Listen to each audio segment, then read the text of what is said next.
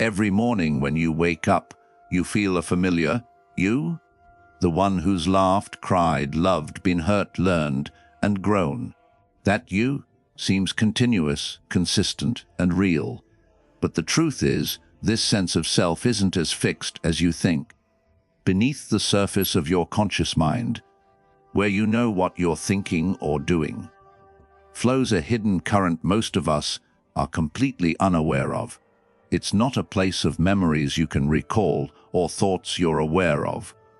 It's a deeper layer where every experience, every impression, every psychological habit is stored without you even noticing. You've reacted instinctively before, snapped in anger without knowing why, felt an instant connection with someone you just met, or acted in ways you couldn't explain. Those reactions don't come from the present moment. They're triggered from a deep place within your consciousness, a storehouse of all the traces of your past. Not just memories you can recall, but perhaps from an endless chain of existence.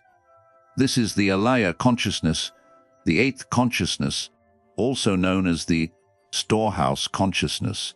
It's the repository of all psychological seeds, habits, and karmic imprints. This consciousness is the foundation of your entire inner world. It's like a quiet undercurrent beneath the surface of a rippling lake. Every mental phenomenon that rises to the surface forms what you call you. The catch? If you don't recognize it, you'll keep living under the illusion that you're in control of your choices, when really, the Alaya consciousness is making those choices for you in ways you don't even perceive. Without seeing this clearly, true freedom is impossible. This video isn't a philosophy lecture. It's a confrontation with the deepest source of your mind. When that source is seen, your entire inner world shifts. You stop living as a separate self with a personal history and start waking up to a deeper dimension where what you call you is just a wave on the surface of a vast, boundless ocean. The Alaya consciousness, or storehouse consciousness, isn't something you can easily spot in everyday life. It's not where you think, feel, or remember in the usual sense. Instead, it's a silent undercurrent running behind your entire life's experience. It doesn't show up as images or forms, but is present in every moment, like roots buried underground, nourishing an entire tree. It's the deepest layer of your mind, holding all the seeds of karma, habits, tendencies, and pre-conscious memories. In Sanskrit, Alaya means a storehouse, a dwelling, or a refuge. It's called storehouse, not just because it holds all these seeds, but because it's hidden so deeply it can't be seen through ordinary observation. This consciousness is both the receiver, the accumulator, and the origin of all mental phenomena. Most crucially, it's the foundation for the continuity of life and karmic consciousness. To understand the Alaya, you need to see the whole structure of consciousness as described in Yogācāra, or consciousness-only teachings. Humans don't have a single, unified mind, but a system of 8 distinct consciousnesses, each with its own role and depth. The first 6 are sensory perceptions: eye consciousness, tied to vision, what you see; ear consciousness, tied to hearing, what you hear; nose consciousness, tied to smell, what you smell; tongue consciousness, tied to taste, what you taste; body consciousness, tied to touch, what you feel physically; mind consciousness handles thoughts, reasoning, and discernment. These are the most noticeable, operating constantly in daily life. But they're like bubbles on the surface of water, fleeting, changeable, and impermanent. Beyond these lies the 7th consciousness, the Manas consciousness. This deeper layer is where the mind clings to an imagined self, mistaking the Alaya consciousness for a permanent ego. From this clinging, all sorts of afflictions arise. Unlike the first 6 consciousnesses, which observe external objects, Manas turns inward, obsessively grasping onto the idea of I. Even though this I has no concrete form. At the deepest level is the Alaya Consciousness, invisible to ordinary perception or reasoning. It doesn't directly produce thoughts, emotions, or perceptions, but it's the root from which they arise. Every seed planted, whether from a moment of anger, joy, addiction, or spiritual aspiration, is stored here, lying dormant like seeds waiting for the right conditions to sprout into thoughts, emotions, or actions. The Alaya is like a vast reservoir of mental energy, constantly receiving new seeds from your current actions while bringing old ones to the surface as automatic reactions. This is how karma and habits form, guiding you to repeat old patterns and pains, all while you think it's just who you are. Remarkably, the Alaya never stops, even in deep sleep, unconsciousness, or when your conscious mind goes quiet. That's why it's seen as the silent foundation sustaining the continuity of your mental processes. Even when the body dissolves and ordinary consciousness ceases, what's accumulated in the Alaya persists as a latent energy stream, carrying all the traces formed before. Whether you call it a new life or simply the continuation of deep-seated habits, one thing is undeniable. What remains unseen will keep operating, uncontrolled and unstoppable, just because you don't see it. The Alaya isn't a soul, an ego, or an eternal essence. It's a collective energy stream that forms the sense of you. But that you is always changing, conditioned, and without a separate entity. Understanding the Alaya shows you that you don't live by free will, but are driven by a stream of past karma accumulated within you. But knowing the structure isn't enough. To break free from the pre-programmed loops of the mind, you must go deeper, understanding how karma is formed, stored, and perpetuated in the storehouse consciousness. Every action, good or bad, conscious or unconscious, leaves a subtle imprint. In Yogācāra, this is called a seed. Not a memory you recall, but a latent potential, formless, lying deep in the storehouse, waiting for the right conditions to bear fruit. The Alaya doesn't judge or choose. It takes in everything, storing it all without distinguishing right from wrong, good from bad, like a neutral warehouse. But this neutrality makes it the silent foundation of your entire existence. Someone who's quick to anger doesn't choose to be angry. The seeds of anger, built up over time, are already there. When familiar circumstances arise, those seeds awaken without asking your permission or giving you time to think, and you react like a machine on repeat. Not because the Alaya forces you, but because you haven't seen the process clearly, and as long as it remains unseen, it keeps running. This cycle doesn't stop at the present. The stream of seeds continues, even when conditions change or the body dissolves. The first 6 consciousnesses, tied to the senses, fade with the body. Manas, the clinging consciousness, pauses. But the Alaya persists, carrying the entire stream of accumulated habits.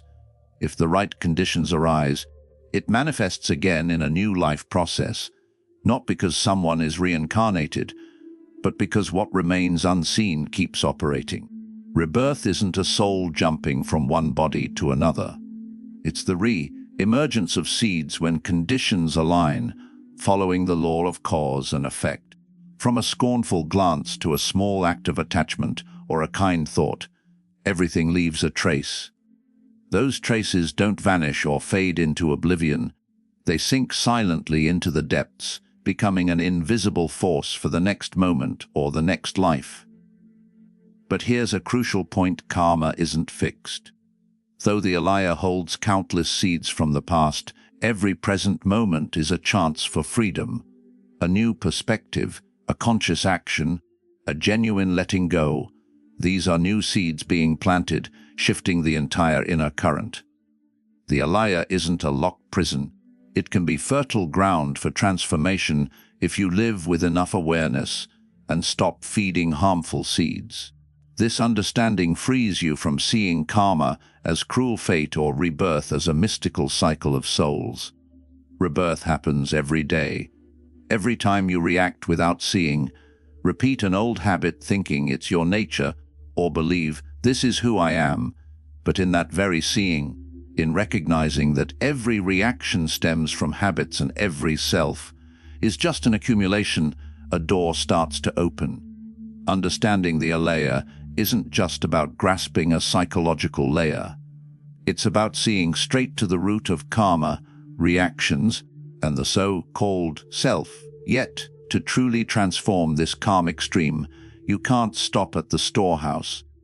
There's a subtler force holding the entire structure together, the Manas consciousness, the seventh consciousness, quietly crafting the illusion of self and keeping it intact. In the Yogācāra system of 8 consciousnesses, Manas sits between the mind consciousness 6th and the Alaya's 8th. Its role isn't to process sensory data or generate logical thoughts, but to constantly guard one thing: the sense of I. The key to understanding Manas is self-clinging, not as a philosophical idea but as a deep, ingrained feeling that there's a fixed, unchanging me behind every thought, emotion, and action. This feeling doesn't come from reasoning or language. It's a primal assumption, so old you don't even know it's there. Manas doesn't look outward at the world or work through the senses. It looks only one way, toward the Alaya, and mistakes it for me. This identification makes Manas an invisible gatekeeper, shaping how you experience yourself without you realizing it. The you feel isn't the Alaya, your body, or your thoughts. It's a sensation constructed by Manas, so deeply rooted it's present in every moment of your mind. Every act of worrying about yourself, defending yourself when hurt, feeling proud when praised, or fearing criticism shares the same root. The self-clinging mind built by Manas. It's subtle, not loud like thoughts or clear like perceptions. It's a habit of seeing yourself as the center, spawning distinctions like mine versus theirs, gain versus loss, success versus failure. These distinctions aren't inherently bad, but when they stem from self-clinging, they fuel greed, anger, ignorance, and all forms of suffering. Manas doesn't create things. It creates the lens of self through which you see things. Something ordinary becomes about me, mine, threatening me, or benefiting me. This keeps your mind from resting in reality, always chasing interpretations, protecting or manipulating the image of self. Manas is like a gatekeeper, blocking the Alaya's truth from shining through and preventing your mind consciousness from touching the Alaya without ego. Every interaction between consciousnesses is colored by this self-clinging, like looking through a foggy lens that distorts every image. It's like a deep dream where the dreamer doesn't know they're dreaming. Only when you wake up do you realize the struggles and pains in the dream weren't real. On the path to transformation, seeing Manas clearly is a turning point. If you don't recognize its workings, even the most well-meaning practices can slip into self-aggrandizement or subtle ego building. But when you see Manas, see the mind clinging to me, you can step back, observe the clinging without being swept away. That's the start of true egolessness. Manas doesn't need to be destroyed. It's a habit to be seen, understood, and released. When the light of awareness touches Manas, its identification with the Alaya begins to crack. When there's no one clinging to a self, the Alaya is no longer bound by labels. At that point, all 8 consciousnesses start to transform, and the mind returns to its natural clarity. But right there, a new illusion can arise, seeing the Alaya as a true essence, an eternal soul living within you. If you don't catch this subtle distinction, you might let go of a coarse ego only to hold onto a more refined, enduring, and dangerous one. In many religions and belief systems, people assume each person has an immortal soul, a distinct, eternal spiritual entity at the core of the self. Because the alaya is so deep and foundational, some might mistake it for a soul, especially since it seems to carry through lifetimes. But the difference between the alaya and a soul is fundamental and absolute. Without seeing this clearly, a Buddhist practitioner risks slipping into a subtle form of self-clinging. First, the alaya isn't stable or unchanging. It's not a standalone entity observing or controlling things. It's a constant stream of seeds, always shifting, receiving new ones, and releasing others in every moment based on your actions, thoughts, and circumstances. Unlike the idea of a soul as a fixed center of self, the alaya isn't something you have. You are the alaya, in the sense that you are the sum of the karmic habits you've accumulated. Second, the alaya operates on the principle of cause and effect. It doesn't exist on its own, arise on its own, or persist on its own. It exists only when conditions align, when there's a body, 6 consciousnesses, a phenomenal world, and interaction between them. When those conditions dissolve, the alaya doesn't die like a body or live forever like a soul. It's simply a latent potential stream, flowing until it finds new conditions to manifest. Most importantly, the alaya is egoless. Though it forms a unique stream for each person, it has no owner, no subject. The seeds in the alaya aren't anyone's property. They're impermanent phenomena, arising and ceasing. Clinging to the alaya as a true essence is a grave error called subtle self-clinging. Even if you let go of body and mind, holding onto a sense of true self blocks complete liberation. But because the alaya isn't fixed or real, it can be transformed. If it were an unchanging soul, transforming karma or attaining realization would be meaningless. Because the alaya is just a stream of habits, when you change your perspective, actions, and way of living, the seeds you plant shift. Over time, this purifies the storehouse consciousness until there's nothing left to accumulate. At that point, the alaya becomes the great mirror wisdom, a vast, still intelligence reflecting all things without clinging. This shows that a soul is an assumption that reinforces the ego, while the alaya, when seen clearly, leads to letting go of the very idea of self. This is what sets it apart from most other belief systems.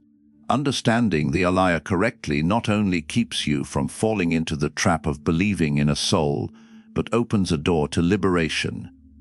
No self to carry karma, no me to be bound, just a clear, empty stream of awareness merging into reality as it is. If the alaya is the storehouse of all karmic seeds, then to break free from suffering and the cycle of rebirth, you can't just change external behavior. Efforts to improve your lifestyle, practice ethics, or control thoughts, while valuable, only touch the surface. The root remains deep in the 8th consciousness, where countless habits from beginningless time reside. To transform at the root, you must embark on a deeper journey, shining the light of awareness into the alaya, where the darkness of ignorance has lingered longest. This process isn't as simple as wiping away or erasing seeds. No one can sweep karma clean with a broom. Transforming the alaya is a subtle process requiring a wisdom unbound by duality, free from ordinary judgments of good versus bad, right versus wrong. Any judgment from a dualistic mind is just the activity of shallower consciousnesses, still caught in the cycle of rebirth, unable to touch the depths of the storehouse.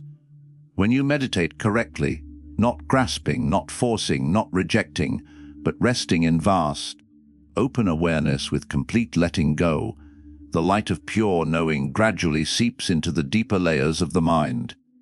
Then, long-buried seeds, unconscious reactions, hidden cravings, rise to the surface to be seen. Not to be suppressed, but to be observed without reaction, illuminated without conclusion. This clear, unconditioned seeing, this knowing without a knower, has the power to empty the accumulated layers in the alaya. Like the sun shining into a dark cave, it doesn't fight the darkness. The light's presence makes the darkness dissolve. Similarly, when non-dual wisdom shines on the seeds, they lose their ground to take root. They don't vanish through force, but dissolve in the presence of pure clarity. This state is called turning the storehouse consciousness into wisdom. Specifically, the great mirror wisdom, a perfect mirror-like intelligence that reflects all things without clinging. This isn't a state of knowing nothing, but a complete knowing, choiceless, undivided, egoless. It's the foundation of liberation because the conditions for deluded seeds no longer function. At this level, you're no longer a practitioner. All identities, goals, and notions of achievement dissolve. Only a nameless, rootless, boundless stream of knowing remains fully alive in the world. Here, karma still operates, but there's no one to bear it. The world moves, but there's no center to revolve around. Suffering ends, not because someone escapes it, but because there was never anyone truly caught in it. As you trace the entire structure of the 8 consciousnesses, from ordinary perceptions to the hidden depths of manas and alaya, one vital question emerges. Who is living this life? Who is hearing, thinking, feeling, practicing, suffering, or seeking liberation? If you're not your body, which changes daily and will decay, and not your thoughts, which come and go like clouds, nor your emotions, which are fleeting phenomena, could you be your consciousness? But as we've seen, consciousness is just one of the 8, arising with conditions, shifting with objects, and not independent. Even if you dig into the alaya, the foundation of all mental activity is that you. If you think you're the alaya, that doesn't hold either. The alaya has no inherent essence, always changing with habits and conditions, without a self or will of its own. It's just a stream of karmic energy continuing without an owner. So, who or what is seeing? In the light of wisdom, when the entire workings of the mind are seen through, from the shallow to the deep, something extraordinary becomes clear. There's no one seeing. No one controls or stands behind the stream of consciousness. No soul, no center, no hidden subject behind experiences. There's only the seeing, the knowing, operating with perfect clarity and egolessness. When this seeing is no longer identified with any consciousness, not the mind consciousness, not manas, not alaya, it's no longer part of the psychological system. It becomes the seeing nature, or pure awareness, unconditioned, unborn, undying, neither coming nor going. Not my knowing, but knowing without a knower, seeing without a seer. This isn't a philosophical concept. It's the root experience of awakening. When you're no longer swept away by the waves on the lake of your mind, thoughts may arise, but you don't chase them. Emotions may surface, but you don't identify with them. Habits from the alaya may stir into action, but you see them clearly without being controlled. In that space of lucid awareness, the seeing nature shines, unbound, formless, egoless, yet fully alive and profound. From here, you don't try to overcome the alaya by denying or forcing transformation. Instead, you rest in choiceless awareness, letting the alaya operate as part of the world's arising and ceasing, but no longer as me or mine. The consciousnesses still function, but they don't bind you. Karma still flows, but there's no one to carry it. The world turns, but there's no center to revolve around. A new life opens, awake without idealizing, present without needing to achieve, free without needing to escape. This is the path the Stoic Path Community walks with you, not toward lofty knowledge or new spiritual layers, but peeling back layers of perception until you see directly there's no one walking. Only the seeing nature shines, illuminating the entire process. In that seeing, truth reveals itself. You don't need to believe or memorize the 8 consciousnesses. If there's a moment in your life when you pause, look deeply within, and realize the you, is just a stream of reactions passing through. In that moment, the seeing nature is already quietly present. If you've glimpsed even a spark of this truth in this video, know that it's not something the Stoic Path community gave you. It's the radiant clarity of your own nature shining through. Thank you for being here with the Stoic Path community. Wishing you and your family abundant health.